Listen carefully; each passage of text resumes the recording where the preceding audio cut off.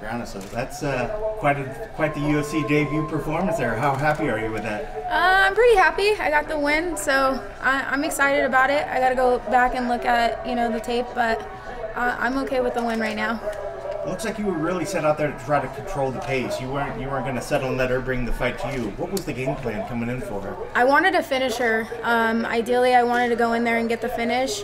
But she is a tough girl. I didn't underestimate her at all. I knew that she was going to bring a fight.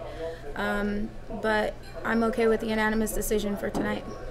It was the battle of former Invicta champions in there, and you got the better half. Was she something that you watched in Invicta? Was able to maybe kind of scout her out and see what did you have able to see enough of her to kind of have a good game plan coming in? Or?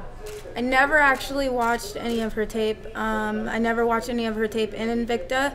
I actually don't watch any tape or film on my opponents. I let my coaches do all the filming, and I just go out there and have fun and do what I do.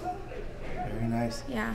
Looking at the rest of this year, I'm not sure if you're trying to get back into this year, or what's the plans for 2020? How active do you want to be? I want to get on the card in San Francisco. I know that they've talked about it in October.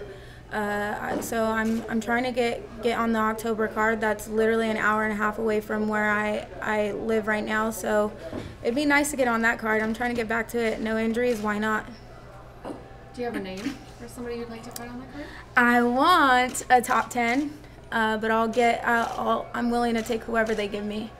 Yeah, I'm not picky at this point. It looked like you were going to call a name, but it looks like there was somebody on the tongue. You can say it here. It's okay. It's okay. We'll wait for another day. Well, before we let you walk away, was there anything that surprised you out there from Livia? No. Again, I didn't underestimate her at all. I knew that she was going to bring it.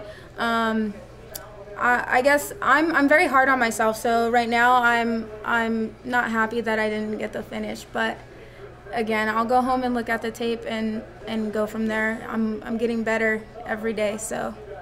It's funny because you mentioned that a couple people online were talking about there was a point where you picked her up and they thought you were going to try to slam her, but it looked like she was getting a little sneaky little move in there as well. Yeah. Talk a little bit about that. Was there a point did you think you were going to try to slam her, or did you realize that would have been a bad decision? Yeah, I had no intentions on slamming her at all.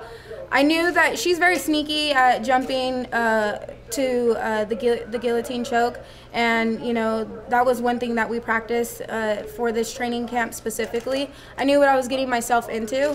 If you listen to my coaches, they had told me to put her against the cage, and that's exactly what I entailed to do, and I did it. So it was just being smart. I wanted to fight smart, so hopefully I was able to do that. As you mentioned, you're injury-free, you're done early today. Are there other fights you're looking forward to go watch? My girl Jermaine, she's fighting, and then I'm looking forward to the Uriah Faber fight as well. And then there's the girls. I'm always excited to see the girls go out there and scrap. So yeah. Congrats. Thank you. Thank you. Thank you, guys.